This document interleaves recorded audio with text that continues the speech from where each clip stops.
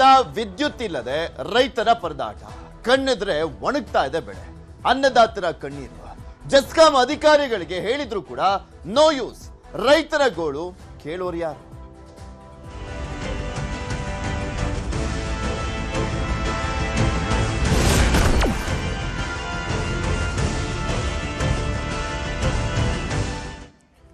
ಕಲಬುರಗಿಯ ಆತಗುಂದ ಗ್ರಾಮದಲ್ಲಿ ವಿದ್ಯುತ್ನ ಸಮಸ್ಯೆ ಎದುರಾಗಿದೆ.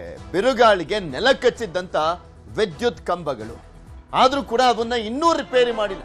15 ದಿನಗಳಾದ್ರೂ ಕೂಡ ಜೆಸ್ಕಾಂ ಅಧಿಕಾರಿಗಳು ಡೋಂಟ್ ಕೇರ್ ಅಂತ ಇದ್ದಾರೆ. 15 ದಿನ ಆಗಿದೆ ಬಿರುಗಾಳಿಗೆ ನೆಲ ಕಚ್ಚಿರುವಂತದ್ದು ಕಂಬಗಳು. ಆದ್ರೂ ಕೂಡ ಅದನ್ನ ಸರಿ ಮಾಡಿಲ್ಲ. ನೀರಿಲ್ಲದೆ ಹಾಳಾಗ್ತಾ ಇರುವಂತದ್ದು ತರಕಾರಿ ಬೆಳೆಗಳು.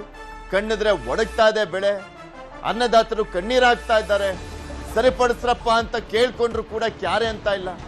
ಕಷ್ಟ ಕೇಳೋರಿಲ್ಲ ಸ್ವಾಮಿ ಅಂತ ರೈತರು ಅಳಲನ್ನ ತೋಡ್ಕೊಳ್ತಾ ಇದ್ದಾರೆ. ಇನ್ನೇನ್ ಕೆಲಸ ಅವರಿಗೆ, ಜೆಸ್ಕಾಂ ಅಧಿಕಾರಿಗಳಿಗೆ?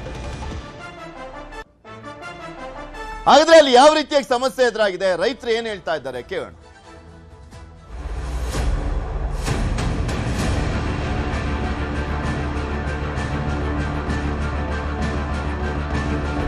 ನೀರು ಕುಡಿಯೋದಕ್ಕೆ ನೀರಿಲ್ಲ. ಬಂದು ಯಾರು ನಮ್ಮ ಕಷ್ಟ ಯಾರು ಕೇಳಂಗಿಲ್ಲ. ನೆಲಕ್ಕೆ ಬಿದ್ದಿರುವ ವಿದ್ಯುತ್ ಕಂಬಗಳು, ಎಲ್ಲೆಂದರಲ್ಲಿ ಬಿದ್ದಿರೋ ಸರ್ವಿಸ್ ವೈರ್, ನೀರಿಲ್ಲದೆ ಒಣಗ್ತಾ ಇರೋ ತರಕಾರಿ ಬೆಳೆ. ಕಲಬುರಗಿಯ ಹತಗುಂದ ಗ್ರಾಮದಲ್ಲಿ ಕಂಡುಬಂದ ದೃಶ್ಯಗಳಿವು.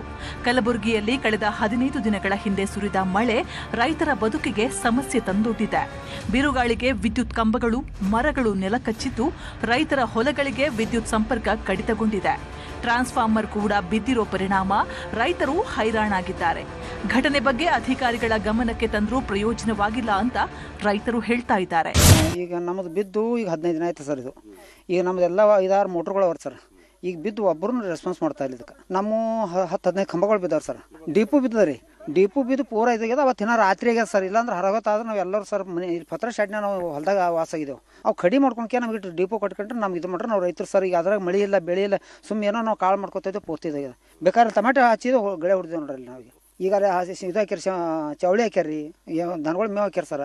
ನೀರು ಕುಡಿಗೂ ಮೇವು ಇದಲ್ಲ ಸರ್ ನಮ್ಮ ಹೊಲದಾಗ. ಈಗ ನಮಗೆ ಅಸಲ ಯಾರು ಫೋನ್ ಮಾಡಿದ್ರೆ ಯಾರು ರೆಸ್ಪಾನ್ಸಿಬಲ್ ಇಲ್ಲ. ಆದಷ್ಟು ಬೇಗ ಏನದ ಮಳೆ ಬೆಳೆ ಏನೂ ಇಲ್ಲ. ಅದಷ್ಟು ಲೆಕ್ಕ ಒಂದು ಜರ ಬೆಳೆ ಎಲ್ಲ ಒಣಗಲ್ಕತ್ತಾವ್ರಿ. ಅಸಲ ಬಂದು ಶೀಘ್ರದಲ್ಲೇ ಮಾಡಿಕೊಡ್ರಿ ಅಂತಂದಕ್ಕೆ ಹೇಳೋದು ಅಷ್ಟೇ ಇರ್ಬೇಕು. ಏನು ರೀ ಯಾರು ರೆಸ್ಪಾನ್ಸಿಬಲ್ಲೇ ಕೊಡೋರ್ಯಾರ ಸರ್. ಸ್ವಲ್ಪ ಕೇಳಲ್ಲಾಗ್ಯಾರ ಸರ್. ಅಸಲ ಫೋನ್ ಹಚ್ಚಾರ, ಫೋನ್ ಎತ್ತಲ್ರಿ. ಸ್ವಲ್ಪ ಆದಷ್ಟು ದೌಡ್ ಮಾಡಿಕೊಟ್ಟೆ ಸರ್. ಮಾತಾಡ್ಯಾರಿ ಅಂದ್ರೆ ಭೀ ಯಾರು ರೆಸ್ಪಾನ್ಸಿಬಲ್ಲೇ ಕೊಡಲಾಗ್ಯಾರ ಸರ್. ಜಮೀನಿಗೆ ವಿದ್ಯುತ್ ಕಡಿತವಾಗಿ 15 ದಿನವಾಯಿತು. ರೈತರು ತಮ್ಮ ಜಮೀನಿಗೆ ಬೇಕಾದ ನೀರು ಬಿಡಲಾಗದೆ ಸಮಸ್ಯೆ ಎದುರಿಸ್ತಾ ಇದ್ದಾರೆ. ನೀರಿಲ್ಲದೆ ರೈತರು ಬೆಳೆದ ತರಕಾರಿ ಬೆಳೆಗಳು ಒಣಗಿ ಹೋಗಿವೆ. ವಿದ್ಯುತ್ ಕಂಬಗಳು ಬಿದ್ದ ಬಗ್ಗೆ ಗಮನ ಹರಿಸಬೇಕಾದ ಅಧಿಕಾರಿಗಳೇ ದಿವ್ಯ ನಿರ್ಲಕ್ಷ್ಯ ವಹಿಸಿದ್ದಾರೆ ಅಂತ ರೈತರು ಹೇಳ್ತಾ ಇದ್ದಾರೆ. ಹಿರಿಯ ಅಧಿಕಾರಿಗಳ ಗಮನಕ್ಕೆ ತಂದರೂ ಕೂಡ ಯಾವುದೇ ಪ್ರಯೋಜನವಾಗಿಲ್ಲ. ಬೆಸ್ಕಾಂ ಅಧಿಕಾರಿಗಳಿಗೆ ಸಮಸ್ಯೆ ಹೇಳ್ಕೊಂಡ್ರು ಅವರು ಕ್ಯಾರೆ ಅಂತಿಲ್ಲ. 15 ದಿನವಾದ್ರೂ ಕೂಡ ಯಾವೊಬ್ಬ ಅಧಿಕಾರಿಗಳು ಜಮೀನಿನತ್ತ ಕಣ್ಣೆತ್ತಿಯೂ ನೋಡಿಲ್ಲ ಅಂತ ರೈತರು ಕಣ್ಣೀರಿಡ್ತಿದ್ದಾರೆ. ಅನಾವಶ್ಯಕವಾಗಿ ಈ ಥರ ಕಂಬ ಬಿದ್ದು ಎಲ್ಲ ಹಾಳಾಗ್ತಾ ಇದಾವೆ. ಇಲ್ಲಿ ನೋಡಿದ್ರೆ ನಮ್ಮ ರೈತರು ಯಾರು ಕೇಳೋರಿಲ್ರಿ. ಒಬ್ಬರು ಫೋನ್ ಹತ್ರನೂ ಯಾರು ರಿಸೀವ್ ಮಾಡಲ್ಲ. ಬಂದು ಯಾರನ್ನೂ ನಮ್ಮ ಕಷ್ಟ ಯಾರು ಕೇಳಂಗಿಲ್ಲ ರೀ. ನಾವು ನೋಡ್ರಿ ಬಡ್ಡಿ ಹಂಗೆ ರೊಕ್ಕ ತೆಗೆದು ನಮ್ಮ ಜಮೀನ್ದಾಗ ಏನರೇ ಮಾಡ್ಕೊಂಡು ಉಪಜೀವನಕ್ಕೆ ಮಾಡ್ಬೇಕಂತ ನಾವು ಏನರೇ ಮಾಡ್ತಿರ್ತೇವೆ. ಆದ್ದರಿಂದ ನಮ್ಮ ಸರ್ಕಾರಿ ಅಧಿಕಾರಿಗಳು ಯಾರು ನಮ್ಗೆ ರೆಸ್ಪಾನ್ಸ್ ಮಾಡಲ್ಲ ರೀ. ಮಳೆ ಬರ್ತಾ ಇಲ್ಲ, ನಾವು ಏನು ಜಾನುವಾರು ಬರೀ ಹೊಲದಾಗ ಅವ್ಗೆ ನೀರಿಲ್ಲ. ಬೋರ್ವೆಲ್ ಮೇಲೆ ನಮ್ಮ ಜೀವನ ಅದ ರೀ. ಆದಷ್ಟು ತಾವು ಜಲ್ದಿ ಮಾಡಿಸ್ತಾರಂದ್ರೆ ರೈತರಿಗೆ ಉಪಯೋಗ ಆಗ್ತದೆ ನೋಡಿರಿ. 8 ಕಂಬ ಬಿದ್ದಾವ್ರಿ. ಒಟ್ಟು 8 ಕಂಬ ಬಿದ್ದಾವ್ರಿ. ಒಂದು ನಮ್ಮ ಮೋಟ್ರ್ ಮ್ಯಾಗ ಬಿದ್ದು ಮೋಟ್ರನೇ ಎಲ್ಲ ಹೊಡೆದ ನೋಡ್ರಿಲ್ಲ. ಅದ್ರಾಗೆಲ್ಲ ಹಂಗಾಗ್ಯದ್ರಿ. ಡೆಬ್ಬಿಗಳು, ಕರೆಂಟ್ ಮೋಟ್ರ್ ಡೆಬ್ಬಿಗಳು ಹೊಡೆದವ. ಈ ಪರಿಸ್ಥಿತಿ ಆಗಿದ್ರಿ. ಮತ್ತು ನಾವು ಈಗೆಲ್ಲ ಏನು ಮಾಡ್ಬೇಕ್ರಿ? ಈಗ ಮಳೆನೂ ಬರಲಾಗ್ಯದ್ರಿ. ಸಾಲ ಮಾಡ್ಕಿಸಿಂದ ಎಲ್ಲ ಮಾಡ್ಕೊಂಡು ಕೂತಿದ್ದೇವ್ರಿ. ಬೋರ್ಲ್ ಹಾಕೊಂಡಿದ್ದು ಸಾಲ ಮಾಡಿ ಏನು ಹಚ್ಕೊಂಡು ಕೂತಿದ್ದೆವು. ಚವಳಿ ಹಾಕಿದ್ದೆವು. ಅಲ್ಲಿ ಮೇವು ಅವರಿ, ದನಗಳವರಿ. ಇವಾಗ ಮೇವಿಂದ ಭಾಳ ಪ್ರಾಬ್ಲಮ್ ಹೊಂಟದ್ರಿ. ನೀರು ಕುಡಿಸೋದಕ್ಕೆ ನೀರು ಇಲ್ರಿ. ಮತ್ತು ಒಂದು ಸ್ವಲ್ಪ ಏನ್ರಿ ನಮಗೆ ರಿಕ್ವೆಸ್ಟ್ ಮಾಡಿ ನಮಗೆ ಮಾಡಿಕೊಟ್ರೆ ನಾವು ಏನ್ರಿ ಉಪಜನ ಆಗ್ತೀವ್ರಿ. ಒಟ್ನಲ್ಲಿ ಈ ಬಾರಿ ಉತ್ತಮ ತರಕಾರಿ ಬೆಳೆ ಬಂದಿದೆ. ಉತ್ತಮ ಲಾಭ ಬರುತ್ತೆ ಅಂತ ನಿರೀಕ್ಷೆಯಲ್ಲಿ ಇದ್ದ ರೈತರಿಗೆ ಕೊನೆ ಕ್ಷಣದ ಶಾಕ್ ಎದುರಾಗಿದ್ದು, ನಮ್ಮ ಸಮಸ್ಯೆಗೆ ಪರಿಹಾರ ಒದಗಿಸಿಕೊಡಿ, ವಿದ್ಯುತ್ ಸಂಪರ್ಕ ಕಲ್ಪಿಸಿ ಅಂತ ರೈತರು ಮನವಿ ಮಾಡಿಕೊಂಡಿದ್ದಾರೆ. ಅರುಣ್ ಕುಮಾರ್ ಕದಂ, ನ್ಯೂಸ್ 18 ಕಲಬುರಗಿ. ನಿಮಗೆ ತೋರಿಸ್ತಾ ಇದೀವಲ್ಲ ದೃಶ್ಯಾವಳಿಗಳಲ್ಲಿ ಯಾವ ರೀತಿಯ ಅಲ್ಲಿ ಸಮಸ್ಯೆ ಎದುರಾಗಿದೆ ಅನ್ನುವಂಥದ್ದನ್ನ ಗಮನಿಸ್ಬೋದು. ಅಂದರೆ ಹತಗುಂದ ಗ್ರಾಮ ಬಿದ್ದು ಎಷ್ಟೋ ದಿನ ಆಗಿದೆ, 15 ದಿನ ಆಗಿರುವಂಥದ್ದು, ಆದರೂ ಕೂಡ ಆ ಸಮಸ್ಯೆಯನ್ನು ಬಗೆಹರಿಸ್ತಾ ಇಲ್ಲ ಅಂದರೆ ಅಲ್ಲಿನ ಅಧಿಕಾರಿಗಳು ಯಾವ ರೀತಿಯ ಕೆಲಸ ನಿರ್ವಹಿಸ್ತಾ ಇದ್ದಾರೆ ಅನ್ನುವಂಥದ್ದಕ್ಕೆ ಬೆಸ್ಟ್ ಎಕ್ಸಾಂಪಲ್ ಈಗ. ದುಡ್ಡು ತಗೊಳ್ತಾ ಇದ್ದೀರಾ, ನಮ್ಮ ಟ್ಯಾಕ್ಸ್ ದುಡ್ಡು, ಆ ದುಡ್ಡಿಗಾದ್ರೂ ನಿಯತ್ತನ್ನೋದು ಇರಬೇಕಲ್ಲ. ನಿಮ್ಮ ಕೆಲಸ ನೀವು ಮಾಡಿ ಅಂತ ಕೇಳ್ಕೊಂಡ್ರು ಕೂಡ ಮಾಡ್ತಾ ಇಲ್ಲ. ಅಲ್ಲಿ ತರಕಾರಿ ಬೆಳೆಗಳು ಬಂದಿದ್ದಾವೆ, ಕಟ್ ಮಾಡಬೇಕೀಗ, ಆದರೆ ನೀರಿಲ್ಲದೆ ಇರುವಂಥ ಹಿನ್ನೆಲೆಯಲ್ಲಿ ಹಾಳಾಗಿ ಹೋಗ್ತಾ ಇದೆ. ಇದ್ರ ಬಗ್ಗೆ ಇನ್ನಷ್ಟು ಮಾಹಿತಿಯನ್ನು ಕೊಡ್ತಾ ಹೋಗ್ತಾರೆ ನಮ್ಮ ಪ್ರತಿನಿಧಿ ಅರುಣ್ ಕುಮಾರ್ ಕದಂ ನಮ್ಮ ಜೊತೆ ನೇರ ಸಂಪರ್ಕದಲ್ಲಿ ಜಾಯ್ನ್ ಆಗಿದ್ದಾರೆ. ಅರುಣ್, ಯಾಕೆ ಕಾಣಿಸ್ತಾ ಇಲ್ಲ ಜಸ್ಕಾಂ ಅಧಿಕಾರಿಗಳು ಇಷ್ಟೊಂದು ನಿರ್ಲಕ್ಷ್ಯ ಬೇಜವಾಬ್ದಾರಿ ತೋರಿಸ್ತಾ ಇದಾರಲ್ಲ? ಪೃಥ್ವಿ ಏನಂತಂದ್ರೆ ಕಳೆದ 15 ದಿನಗಳ ಹಿಂದೆ ಮಳೆ ಮತ್ತು ಬಿರುಗಾಳಿ ಸಹಿತ ಮಳೆ ಬಂದಿದ್ದರಿಂದ ಅಲ್ಲಿನ ರೈತರಿಗೆ ಸಾಕಷ್ಟು ತೊಂದರೆ ಆಗಿರುವಂಥದ್ದು. ಮಳೆಯಿಂದ ಮತ್ತು ಬಿರುಗಾಳಿಯಿಂದ ಸುಮಾರು 10ಕ್ಕೂ ಹೆಚ್ಚು ವಿದ್ಯುತ್ ಕಂಬಗಳು ಧರೆಗುರುಳಿವೆ. ಹೀಗಾಗಿ ಅಲ್ಲಿನ ರೈತರಿಗೆ ಸಂಕಷ್ಟ ಬಂದಿರುವಂಥದ್ದು. ಯಾಕಂತಂದ್ರೆ ವಿದ್ಯುತ್ನಿಂದಾಗಿ ಪಂಪ್ಸೆಟ್ ಮತ್ತು ಬೋರ್ವೆಲ್ಗಳನ್ನ ನಡೀತಾ ಇದ್ವು. ಅದರಿಂದ ತಮ್ಮ ಅಲ್ಲಿ ಸುತ್ತಮುತ್ತಲಿದ್ದಂಥ ರೈತರು ಹೊಲಗಳಿಗೆ ಏನು ತೋಟಗಾರಿಕೆ ಬೆಳೆಗಳನ್ನು ಬೆಳೆದಿದ್ರು. ಆದರೆ 15 ದಿನಗಳಿಂದ ವಿದ್ಯುತ್ ಸಂಪರ್ಕನೇ ಇಲ್ಲದೆ ಇರುವುದರಿಂದ ಆ ಒಂದು ಬೆಳೆಗಳಿಗೆ ನೀರು ಬಿಡದೆ ಬಿಡಕ್ಕಾಗ್ತಲ್ಲ. ಹಾಗಾಗಿ ಸಂಪೂರ್ಣವಾಗಿ ಬೆಳೆಗಳು ಏನು ನಾಶವಾಗ್ತಾ ಇದಾವೆ, ಒಣಗ್ತಾ ಇದಾವೆ.